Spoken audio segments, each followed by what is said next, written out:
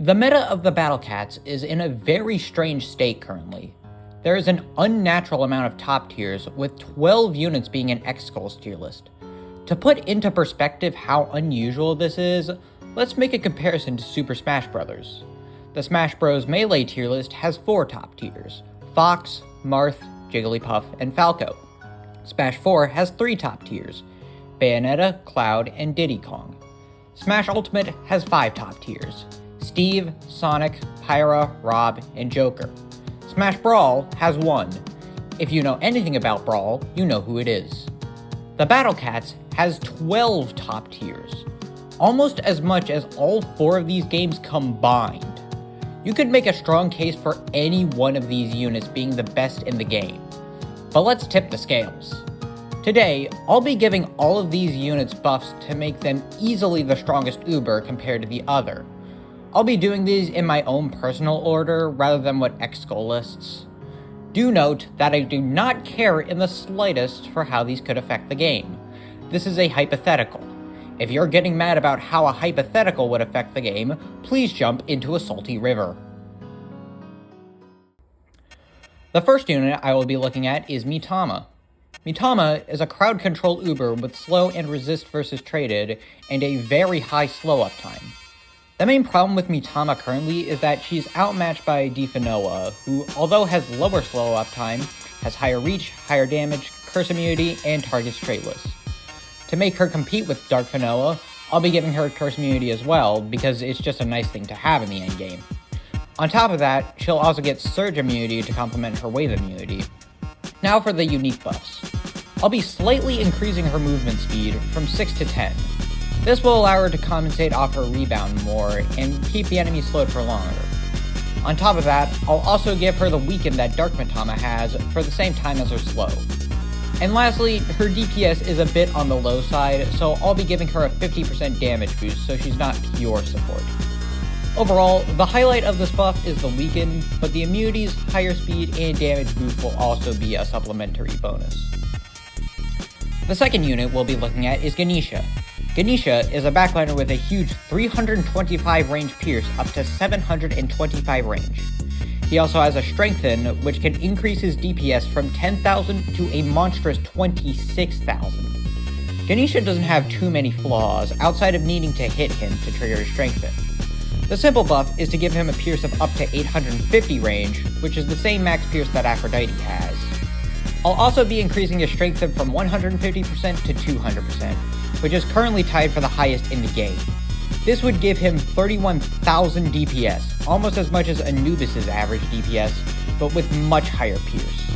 On top of that, I'll be reducing his force swing from 80 frames to 50 frames, just to give him a bit more protection so you just don't hit him as easily.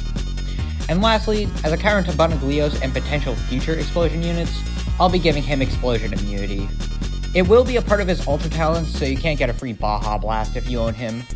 Regardless, this is a complement to his wave immunity that is mostly in place for the future, as Explosion could definitely become as prominent as Surge was.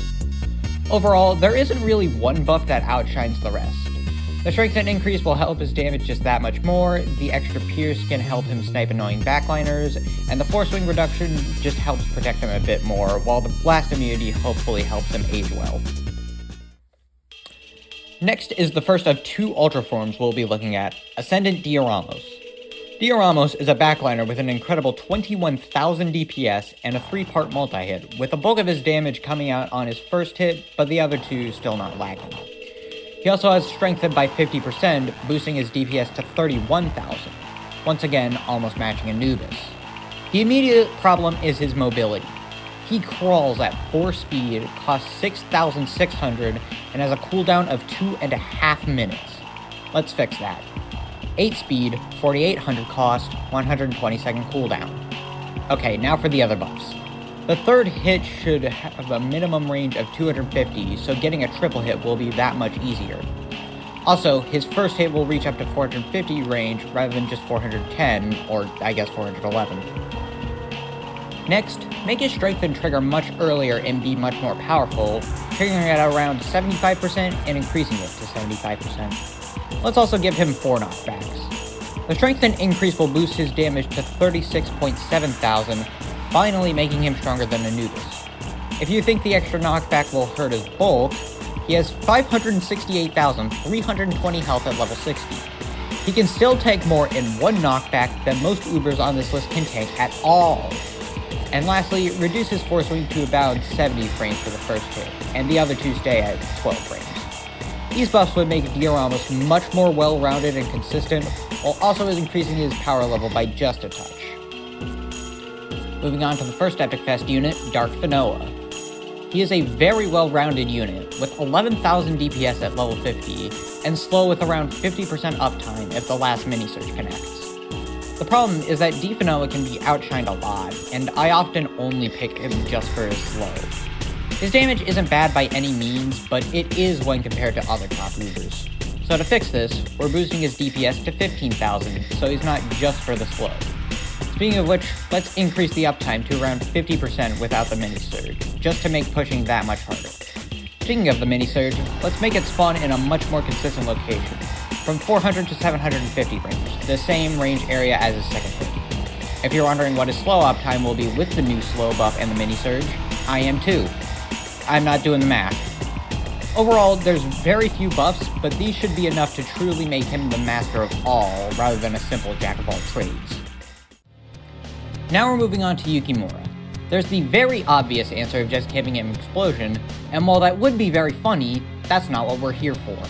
First off, Strengthen triggers at 80% health, just like Ganesha. I'd also boost his damage to 90,000 on the first hit at level 50. Not above Bahamut without Strengthen, but it is above him with it, which will be for much longer now. I'll also be giving him the survivability that his Halloween counterpart has, and a funny second Strengthen at 1% health, giving him a 200% damage boost, or 180,000 damage at level 50 with the other attack buff. Funnily enough, this still isn't as much as Baja Blast. I'm out of ideas, so we'll just give him Target Angel and call it a day. Once again, this puts him on par with Bahamut, but not completely outclassing him.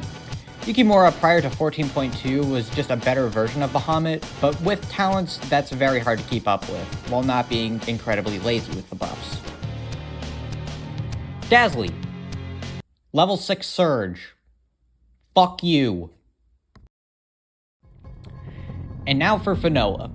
First off, the third hit now starts at 500 range instead of 590.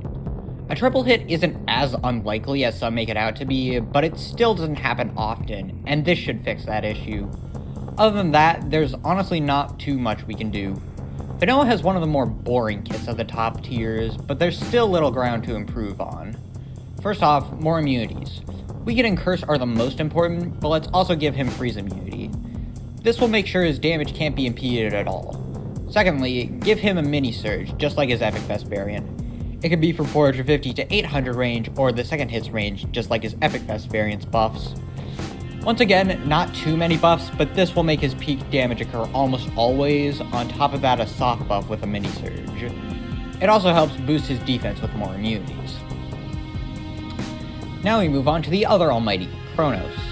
She's around on par with Mitama, with a freeze instead of a slow. So let's make her better. Let's give her a freeze that's boosted to 60 frames instead of 30.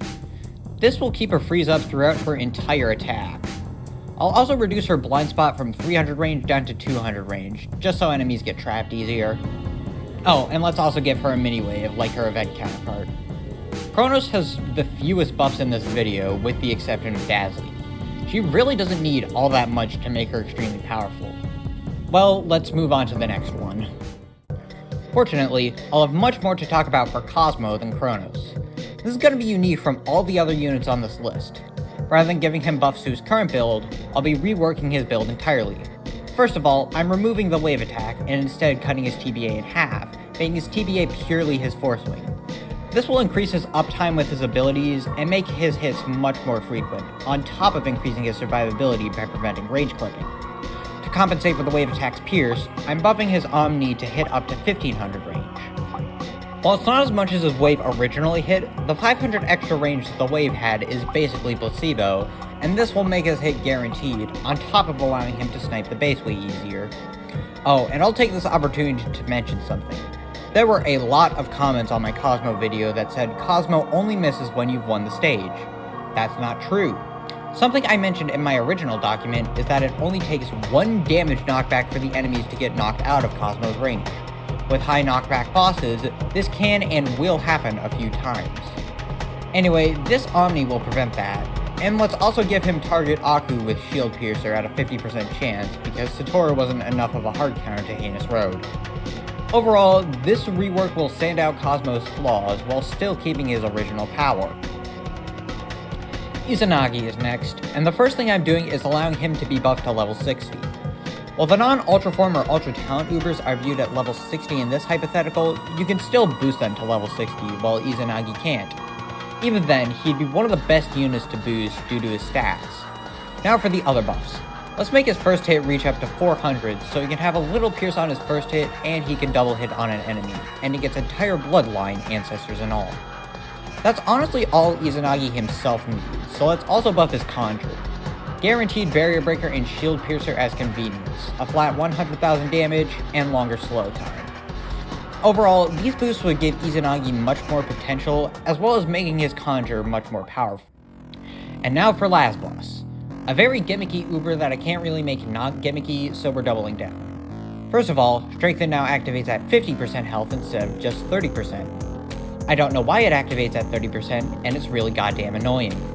Regardless, let's also give him Explosion immunity for obvious reasons, as well as Behemoth and Sage Slayer to match his Colossus Slayer. This gives him a max damage of 3.88 million against Behemoths, enough to one-shot every single one with the exception of Abiliajon. Against Sages, he has a max damage of 1.86 million. Also, he gets 30% crit chance now.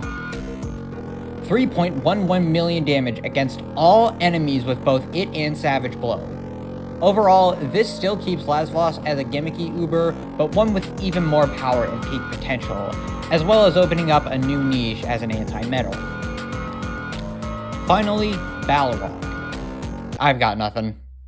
Okay, I already think Balrog is the best Uber in the game, and even if you don't think that, he's undeniably the least balanced. Massive damage in DPS, on top of a lightning fast cooldown. So how am I meant to approach buffing him? Do I smooth out his edges like with Dioramos? Do I give him a joke buff like with Dazzly? Do I do a complete overhaul like with Cosmo? There are way too many ways to approach this, and if I'm not careful, he'll become stronger than any other unit on this list, even post-buff. So, fuck it. Level 12 Wave, Level 12 Surge, Blast, 50% Savage Blow of 10 times damage, 100% crit, strengthened by 500% at 99% health, 1 million health, 2-second cooldown, 150 cost. Go forth, fellow Balrog owners. Win the entire game. I got no clue on how to make Balrog's buffs balanced when he already isn't balanced. He wins instantly against everything. Cry about it. That's all I have for today. Originally, I was going to do a video about new on Nightmare mode, but it's honestly not really all that fun, so I shelved that idea for now. I promise I'll make an off video soon, off fans. Either way, I might make this video again for other units I like, or S Plus units, but a lot of units in S Plus have very boring kits, and dear God, do not let me buff Anubis. Regardless, Discord link is in the description, and I'll see you guys in the next one. Never moved from the shelves and the ink faded away. You say you feel fine, but there's just no feelings at all. No feelings at all.